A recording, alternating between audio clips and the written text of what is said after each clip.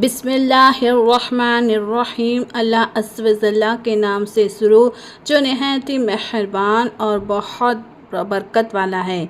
अस्सलामु अलैकुम व रहमतुल्लाहि व बरकातुहू। हज़रत क़ौब की दर्दनाक कहानी। 3 सहाबी हज़रत क़ौब बिन मालिक, बिलाल बिन उमैया और मुर्रह बिन रबीआ रदियल्लाहु ताला अन्हु वगैरह किसी उज़्र के महज सुस्ती की वजह से जंगे तबुक में तशरीफ़ ना हो सके। हज़रत क़ौब बिन मालिक रदियल्लाहु ताला अन्हु अपनी कहानी बड़ी तफसील के साथ खुद ही बयान फरमाते हैं कि मैं जंगे तबुक से पहले किसी लड़ाई में भी इतना मालदार नहीं था जितना कि तबुक के वक्त था। उस वक्त मेरे पास खुद अपनी जाती 2 ऊँटनियाँ थीं। इससे पहले कभी मेरे पास 2 ऊँटनियाँ ना हुई थी। जंगे तबुक के मौके पर चूँकि सफ़र दूर का था और गर्मी भी शदीद थी, इसीलिए हुजूर अकरम सल्लल्लाहु ताला अलैहि वसल्लम ने साफ ऐलान फरमा दिया ताकि लोग तैयारी कर सकें। चुनांचे मुसलमानों की इतनी बड़ी जमाअत हुजूर सल्लल्लाहु ताला अलैहि वसल्लम के साथ हो गई कि रजिस्टर में इनका नाम लिखना भी दुश्वार था। मजमे की कसरत की वजह से कोई शख्स अगर छिपना चाहता कि मैं ना जाऊं और पता ना चले तो हो सकता था। इसके साथ ही फल बिल्कुल पक रहे थे। मैं भी सामने सफ़र की तैयारी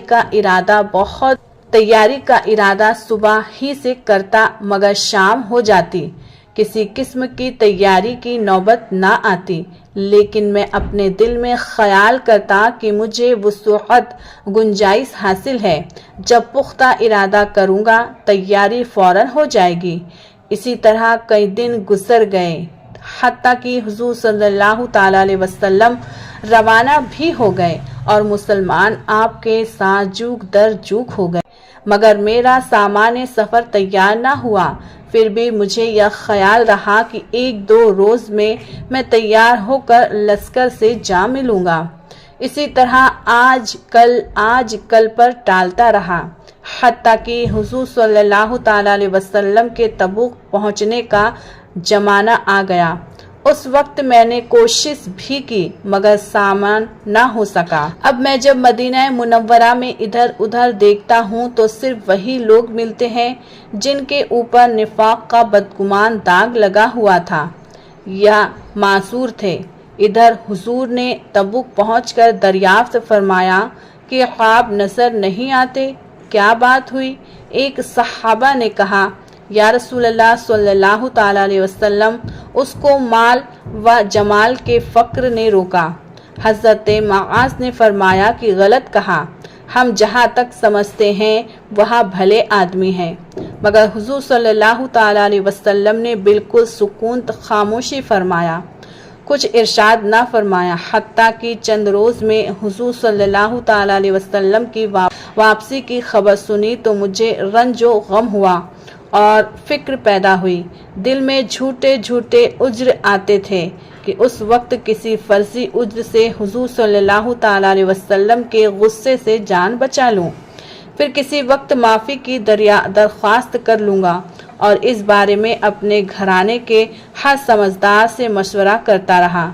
मगर जब मुझे मालूम हुआ कि हुजूर सल्लल्लाहु ताला अलैहि वसल्लम तशरीफ़ ले ही आए तो मेरे दिल ने फैसला किया कि बगैर सच के कोई चीज़ नजात न देगी। मैंने सच अर्ज करने की ठान ली। हुजूर की आदत शरीफा थी कि जब सफ़र से वापस तशरीफ़ लाते तो अव्वल मस्जिद में तशरीफ़ ले जाते और 2 रकात तहियतुल मस्जिद पढ़ते। वहाँ थोड़ी देर तशरीफ़ रखते कि लोगों से मुलाकात फरमाएं। हस्बे मामूल हुजूर सल्लल्लाहु ताला अलैहि वसल्लम तशरीफ़ लाए और मस्जिद में तशरीफ़ ले गए और वहाँ तशरीफ़ फरमा रहे। मुनाफिक लोग आकर झूठे झूठे उज़्र करते और कस्में खाते रहे। हुजूर सल्लल्लाहु ताला अलैहि वसल्लम उनके ज़ाहिर हाल को कबूल फरमाते रहे और बातिन को नज़रअंदाज करते रहे कि इतने में मैं भी हाजिर हुआ और सलाम अर्ज किया। حضور نے ناراضگی کے انداز میں تبسم فرمایا اور نظر انداز فرمایا۔ میں نے عرض کی، یا اللہ عز و جل کے نبی، آپ نے نظر انداز کیوں فرمایا؟ خدا کی قسم میں نہ تو منافق ہوں نہ مجھے ایمان میں کچھ تردد ہے۔ ارشاد فرمایا کہ یہاں آ۔ میں قریب ہو کر بیٹھ گیا۔ حضور صلی اللہ تعالیٰ علیہ وسلم نے فرمایا، تمہیں کس چیز نے روکا؟ میں نے عرض کیا، یا رسول اللہ صلی اللہ تعالیٰ علیہ وسلم، اگر میں کسی دنیا کے پاس اس وقت ہوتا تو مجھے یقین ہے کہ میں اس کے غصے سے کوئی نہ کوئی بات بنا کرتا، خلاصی پا لیتا کہ مجھے بات کرنے کا سلیقہ اللہ عز و جل نے عنایت فرمایا۔ لیکن یا رسول اللہ صلی اللہ تعالیٰ علیہ وسلم، آپ کے متعلق مجھے علم ہے کہ آپ کے سامنے جھوٹ نہیں چل سکتا۔ یا رسول اللہ صلی اللہ تعالیٰ علیہ وسلم، بے شک آپ کو غصہ آ رہا ہے، لیکن قریب ہے کہ خدا کی ذات پاک آپ کے غصے کو ختم کر دے گا۔ حضور صلی اللہ تعالیٰ علیہ وسلم، میں سچ ہی عرض کرتا ہوں کہ واللہ مجھے کوئی عذر نہ تھا، اور جیسے فارغ اور وسعت والا میں اس زمانے میں تھا، کسی زمانے میں بھی اس سے پہلے نہ ہوا۔ حضور صلی اللہ تعالی وسلم نے فرمایا، اس نے سچ کہا۔ پھر فرمایا کہ اچھا اٹھ جاؤ، تمہارا فیصلہ حق تعالی خود فرمائے گا۔ میں وہاں سے اٹھا تو میری قوم کے بہت سے لوگوں نے مجھے ملامت کی کہ تو نے اس سے پہلے کبھی کوئی گناہ نہیں کیا تھا۔ اگر تو عذر کر کے حضور صلی اللہ تعالی وسلم سے استغفار کی دریافت کرتا تو حضور کا استغفار تیرے لیے کافی تھا۔ میں نے ان سے پوچھا کہ کوئی اور بھی ایسا شخص ہے جس کے ساتھ یہ معاملہ ہوا کہ انہوں نے بھی یہی گفتگو کی جو تو نے کی؟ یہی جواب آپ کو بھی ملا جو مجھ کو ملا۔ ایک بلال بن امیہ، دوسرے مرہ ابن ربیعہ۔ میں نے دیکھا کہ دو صالح شخص جو دونوں بدری ہیں، وہ بھی میرے شریک حال ہیں۔ حضور صلی اللہ تعالی وسلم نے ہم تینوں سے بولنے کی ممانعت بھی فرما دی کہ کوئی شخص ہم سے کلام نہ کرے۔ اب اس ارشاد کی صحابہ اکرام علیہم الرضوان نے تعلیم اس طرح کر کے دکھائی کہ قاف فرماتے ہیں کہ حضور صلی اللہ تعالی وسلم کے منع کرنے پر لوگوں نے ہم سے بولنا چھوڑ دیا اور ہم سے پرہیز کیا، گویا دنیا ہی بدل گئی، حتیٰ کہ زمین باوجود اپنی وسعت کے ہمیں تنگ معلوم ہونے لگی، سارے لوگ اجنبی معلوم ہونے لگے، در و دیوار بیگانے ہو گئے۔ مجھے سب سے زیادہ فکر اس بات کی تھی کہ میں اس حال میں مر گیا تو حضور جنازے کی نماز بھی نہ پڑھیں گے، اور خدا نخواستہ حضور صلی اللہ تعالی وسلم کا وصال شریف ہو گیا تو میں ہمیشہ ہمیشہ کے لیے ایسا ہی رہوں گا، مجھ سے کوئی کلام نہ کرے گا، نہ میری نماز جنازہ پڑھے گا۔ حضور صلی اللہ تعالی وسلم نے ارشاد فرمایا کہ اے خلاف کون کر سکتا ہے؟ آج ہم تینوں نے 50 دن اسی حال میں گزارے۔ میرے دونوں ساتھی تو شروع سے ہی گھروں میں چھپ کر بیٹھ گئے تھے، میں سب میں قوی تھا، چلتا پھرتا بازار میں جاتا، نماز میں شریک ہوتا، مگر مجھ سے کوئی بات نہ کرتا۔ حضور صلی اللہ تعالی وسلم کی مجلس میں حاضر ہو کر سلام کرتا اور بہت غور سے خیال کرتا کہ حضور کے قلب جواب کے لیے ہلے یا نہیں۔ نماز کے بعد حضور صلی اللہ تعالی وسلم کے قریب ہی کھڑے ہو کر نماز پوری کرتا، آنکھ چرا کر دیکھتا کہ حضور مجھ سے دیکھتے بھی ہیں یا نہیں۔ جب میں نماز میں مشغول ہوتا تو حضور مجھے دیکھتے، اور جب میں ادھر ادھر ہوتا تو حضور منہ پھیر لیتے اور میری جانب سے اعراض یعنی نظر انداز کرنا فرما لیتے۔ غرض یہی حالات گزرتے رہے۔ مسلمانوں کا بات چیت بند کر دینا مجھ پر بہت بھاری ہو گیا تو میں ابو قتادہ کی دیوار پر چڑھا۔ وہاں میرے رشتے کے چچا جات بھائی تھے اور مجھ سے تعلقات بھی بہت ہی زیادہ تھے۔ میں نے اوپر چڑھ کر سلام کیا تو انہوں نے بھی سلام کا جواب نہ دیا۔ میں نے ان کو قسم دے کر پوچھا کہ کیا تمہیں معلوم نہیں ہے مجھے اللہ عز و جل اس کے رسول سے محبت ہے؟ انہوں نے اس کا جواب نہ دیا۔ میں نے دوبارہ قسم دی اور دریافت کیا، وہ پھر بھی چپ رہے۔ میں نے تیسری بار پھر قسم دے کر پوچھا، انہوں نے صرف اتنا کہا، اللہ عز و جل جانے اور اس کا رسول۔ یہاں کلمہ سن کر میری آنکھوں سے آنسو نکل پڑے اور وہاں سے لوٹ آیا۔ اسی درمیان میں ایک مرتبہ مدینے کے بازار میں جا رہا تھا کہ ایک قبطی قبیلے قبط کا رہنے والا کو جو نصرانی تھی اور شام سے مدینہ منورہ اپنا غلہ فروخت کرنے آیا تھا، یا کہتے ہوئے سنا کہ کوئی قاب بن مالک کا پتہ بتا دو۔ لوگوں نے اس کو میری طرف اشارہ کر کے بتایا۔ وہ نصرانی میرے پاس آیا اور غسان کے کافر بادشاہ کا خط مجھے لا کر دیا۔ اس میں لکھا ہوا تھا، ہمیں معلوم ہوا ہے کہ تمہارے آقا نے تم پر ظلم کر رکھا ہے، تجھے اللہ ذلت کی جگہ نہ رکھے اور نہ تم ہمارے پاس آ جاؤ، ہم تمہاری مدد کریں گے۔ حضرت قاب بن مالک فرماتے ہیں، میں نے یہ خط پڑھ کر انا للہ پڑھی، میری حالت یہاں تک پہنچ گئی ہے کہ کافر بھی مجھ سے طمع یعنی لالچ کرنے لگے ہیں اور مجھے اسلام تک سے ہٹانے کی تدبیریں ہونے لگی۔ ایک مصیبت اور آئی اور اس خط کو میں نے تندور میں پھونک دیا۔ حضور صلی اللہ تعالیٰ علیہ وسلم سے جا کر عرض کیا کہ یا رسول اللہ صلی اللہ تعالیٰ علیہ وسلم، اب تو آپ کی ناراضگی کی وجہ سے کافر بھی مجھ سے امید کرنے لگے ہیں۔ اسی حالات میں ہم پر 40 روز گزرے تھے کہ حضور صلی اللہ تعالیٰ علیہ وسلم کا قاصد میرے پاس ارشاد لے کے آیا کہ اپنی بیوی کو بھی چھوڑ دو۔ میں نے دریافت کیا کہ کیا منصا ہے، اس کو طلاق دے دوں؟ کہا نہیں، بلکہ اس سے علیحدگی اختیار کر لو۔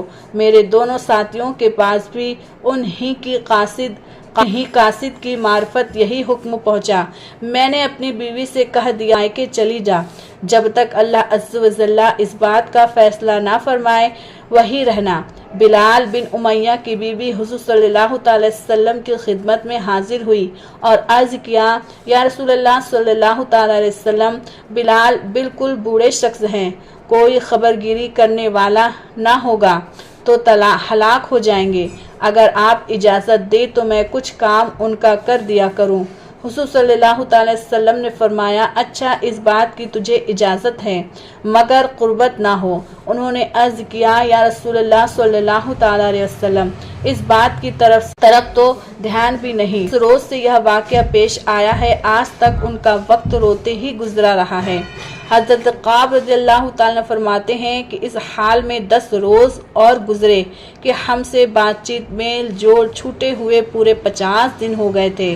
50ویں دن صبح کی نماز اپنے گھر کی چھت پر پڑھ کر میں نہایت ہی غمگین بیٹھا ہوا تھا۔ زمین مجھ پر بالکل تنگ تھی اور زندگی بالکل دوبر ہو رہی تھی کہ صلا پہاڑ کی چوٹی پر ایک زور سے چلانے والے کی آواز دی کہ قاب، خوشخبری ہو تجھ کو۔ میں اتنا ہی سن کر سجدے میں گر گیا اور خوشی کے مارے رونے لگا، سمجھا کہ تنگی دور ہو گئی۔ حضور صلی اللہ تعالیٰ علیہ وسلم نے صبح کی نماز کے بعد ہماری معافی کا اعلان فرمایا، جس پر ایک شخص نے پہاڑ پر چڑھ کر زور سے آواز دی جو سب سے پہلے پہنچ گئی۔ اس کے بعد ایک صحابہ گھوڑے پر سوار بھاگے ہوئے آئے۔ میں نے اپنے پہننے کے کپڑے اس بشارت دینے والے کی نذر کیے، پھر حضور صلی اللہ تعالی وسلم کی خدمت میں حاضر ہوا۔ اس طرح میرے دونوں ساتھیوں کے پاس بھی خوشخبری لے کر لوگ آئے۔ میں مسجد نبوی میں گیا تو وہاں لوگ جو خدمت اقدس میں حاضر تھے مجھے مبارکباد دینے کے لیے دوڑے۔ سب سے پہلے ابو طلحہ نے آگے بڑھ کر مبارکباد دی اور مصافحہ کیا، جو ہمیشہ ہی یاد رہے گا۔ میں نے حضور صلی اللہ تعالی وسلم کی بارگاہ میں جا کر سلام کیا تو چہرہ انور کھل رہا تھا، خوشی کے انوار چہرہ مبارک سے ظاہر ہو رہے تھے۔ हुजूर सल्लल्लाहु अलैहि वसल्लम का चेहरा मुबारक खुशी के वक्त चांद की तरह चमकने लगता था। मैंने अर्ज किया, या रसूल अल्लाह सल्लल्लाहु अलैहि वसल्लम, मेरी तौबा की तकमील यह है कि मेरी जितनी जायदाद है वह सब अल्लाह अज़्ज़ व जल्ला के रास्ते में सदका है, इसीलिए कि वह दौलत ही इस मुसीबत का सबब बनी थी। हुजूर सल्लल्लाहु अलैहि वसल्लम ने फरमाया कि इसमें तंगी होगी, कुछ हिस्सा अपने पास भी रहने दो। मैंने अर्ज किया, बेहतर है कुछ हिस्सा मेरे पास भी रहने दिया जाए। मुझे सच ही ने नजात दी, इसीलिए मैंने अहद कर लिया कि हमेशा सच ही बोलूँगा। सहाबा इकराम अलैहिमुर रिदवान की इताअत व दीनदारी अल्लाह अज़्ज़ व जल्ला के खौफ का यहाँ नमूना है। इन पाक लोगों की पाकीज़गा ज़िंदगी की मिसाल किसी उम्मत में नहीं मिलती। यह लोग वाकई खैरुल उम्म के सही मिस्दाक यानी उम्मतों में सबसे बेहतर होने के सही हकदार हैं।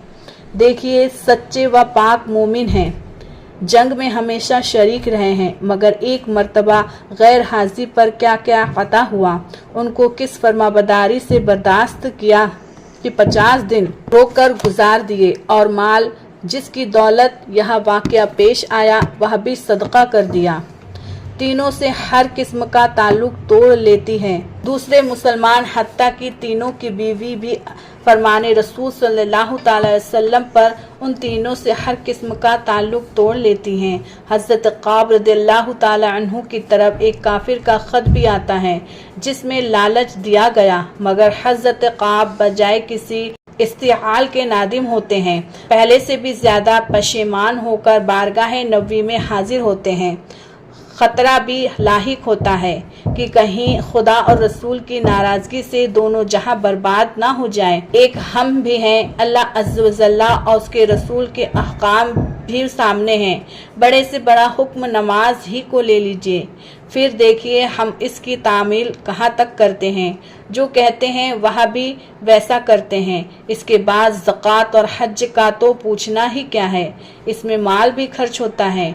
इस दर्दनाक कहानी से यह भी मालूम हुआ कि सहाबा इकराम अलैहिमुर रिदवान दीन और मजहब के सच्चे और पक्के फिदाई और शहदाई थे। वह किसी कीमत पर भी दीन को छोड़ना नहीं चाहते थे।